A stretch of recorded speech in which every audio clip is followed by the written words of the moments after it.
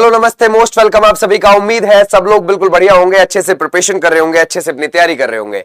इस वाले सेशन में हम अपना गुप्त साम्राज्य से रिलेटेड अपने क्वेश्चंस देखेंगे और ये आप अपने रेलवे के एग्जाम्स के लिए आराम से इसकी प्रिपरेशन कर सकते हैं। अभी एसआई की एग्जाम डेट भी आ गई है आरपीएफ के लिए और आगे आपकी कांस्टेबल वाली भी आ जाएगी। तो दिसंबर या जनवरी में ही कांस्टेबल वाला भी आपका एग्जाम शुरू हो जाएगा आरपीएफ का। ओके, तो मोस्ट वेलकम भैया, शुरू करते हैं। देखो, इसमें हम गुप्त साम्राज्य से रिलेटेड क्वेश्चंस देखेंगे, तो फिर जो भी क्वेश्चन आपका वहां अलग अलग शिफ्ट में बनेगा वो हो जाएगा। देखो, गुप्त साम्राज्य, पहली बात तो ये ध्यान रखो कि इसकी मैं आपको कुछ चीजें लिखवाऊं। गुप्त साम्राज्य को हम अपना स्वर्ण काल बोलते हैं। क्या बोलते हैं सर? हम अपना स्वर्ण काल।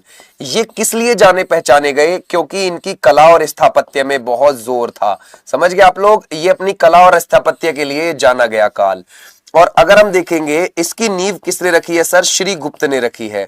श्री गुप्त, जिसके पास महाराज की उपाधि थी, याद रखोगे, महाराज। इसके बाद जो आया है वो आया है घटोत्कच, ये भी चीज आप ध्यान रखोगे। और घटोत्कच के बाद आया है चंद्रगुप्त प्रथम, याद रखोगे। कौन आया है? चंद्रगुप्त फर्स्ट, जिसके पास महाराजा धीराज की उपाधि थी, है ना, ध्यान रखोगे, महाराजा धीराज की उपाधि थी जिसके पास। तो यहां तक हम आ गए। अब हमसे क्या बोल रहा है कि गुप्त वंश के संस्थापक बता के चलो बस, तो हमारा राइट आंसर है श्री गुप्त। ओके, क्लियर है? आ जाओ नेक्स्ट पर। बहुत अच्छा। बोलता है गुप्त संवत की शुरुआत किसने करी है? तो वो करी है गुप्त संवत की शुरुआत चंद्रगुप्त प्रथम ने, ठीक है।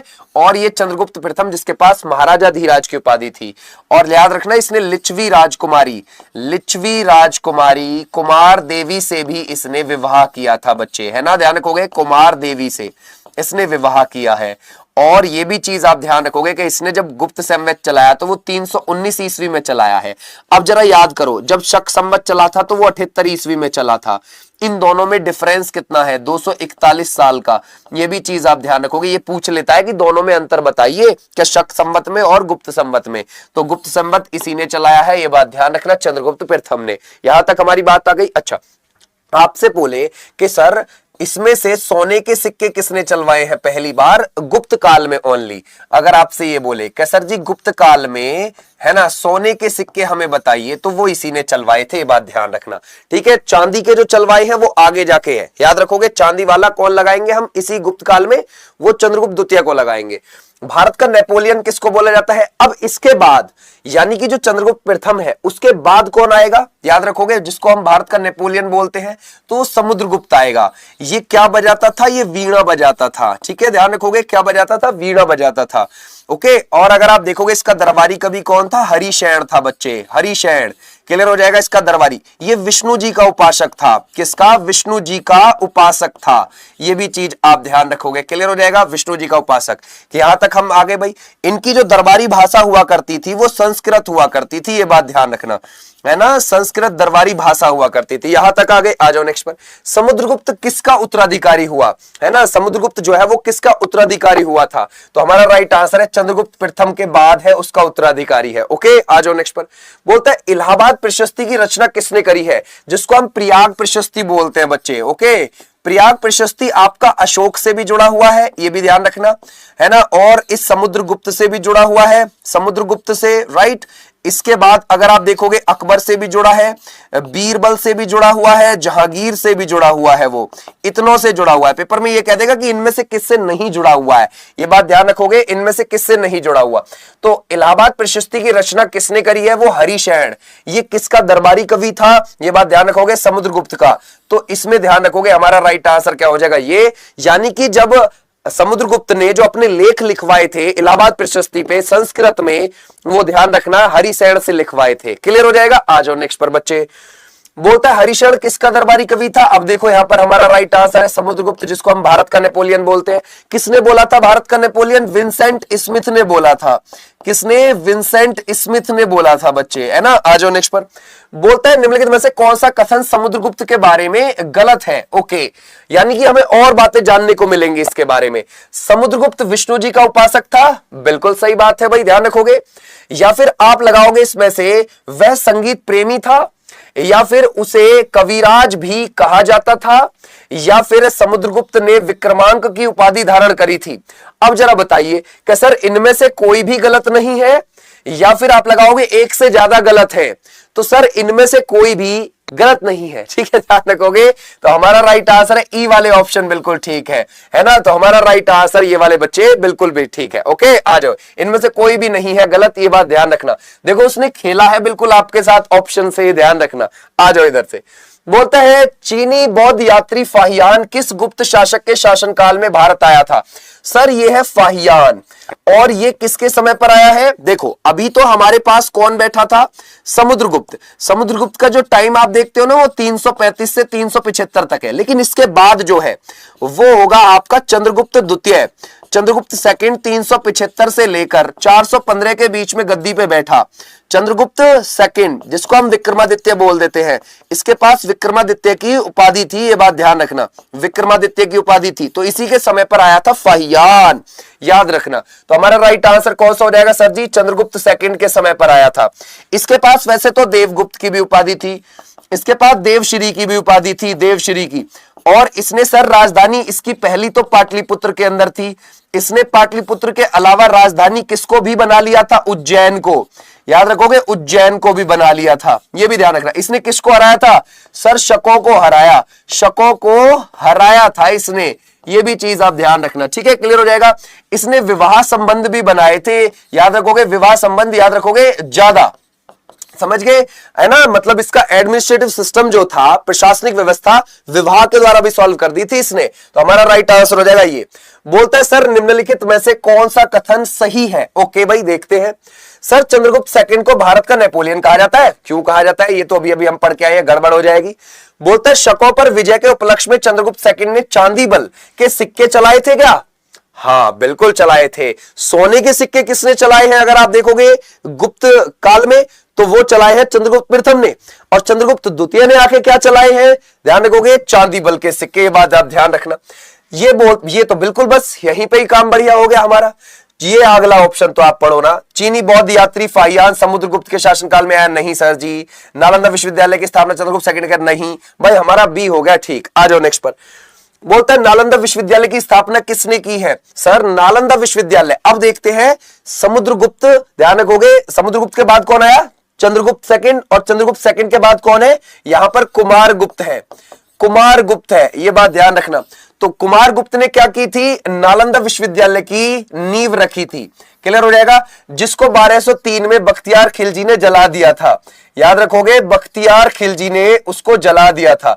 तो हमारा राइट आंसर कौन सा हो जाएगा? ये वाले बच्चे बिल्कुल ठीक है, क्लियर हो जाएगा, समझ गए? आ जाओ। अच्छा एक और चीज ध्यान रखना, इसने ना, इनका जो चिन्ह हुआ करता था वो गरुड़ हुआ करता था, समझ गए आप लोग, गरुड़। तो गरुड़ के स्थान पर मयूर आकृति के सिक्के इसी ने चलवाए थे, ठीक है, याद रखोगे यहां पर, ये भी चीज आप ध्यान रखना। नेक्स्ट आ जाओ। बोलता है किस गुप्त शासक ने गिरनार पर्वत पर स्थित सुदर्शन झील का पुनरुद्धार कराया? अब कुमारगुप्त हो गया, कुमारगुप्त के बाद जो आया है गद्दी पे वो स्कंदगुप्त आया है। तो सर जी स्कंदगुप्त ने क्या काम करवाया? इसने हूणों को हराया था, हूणों को हराया, ये भी चीज आप ध्यान रखना, ठीक है, क्लियर हो जाएगा। ये बात हमें कहां से पता चलती है? जूनागढ़ अभिलेख से पता चलती है। और जूनागढ़ अभिलेख आपको कहां पर देखने को मिलेगा? ये मिलेगा हमें भैया गुजरात के अंदर। ओके क्लियर है। तो ये हमसे क्या है? स्कंदगुप्त वाले बच्चे बिल्कुल ठीक है। और सुदर्शन झील याद रखना, ये जो सुदर्शन झील है ये चंद्रगुप्त मौर्य ने बनवाई थी, ठीक है, यानी कि आर्टिफिशियल झील है, कृत्रिम झील है, मानव के द्वारा बनाई गई है गुजरात में।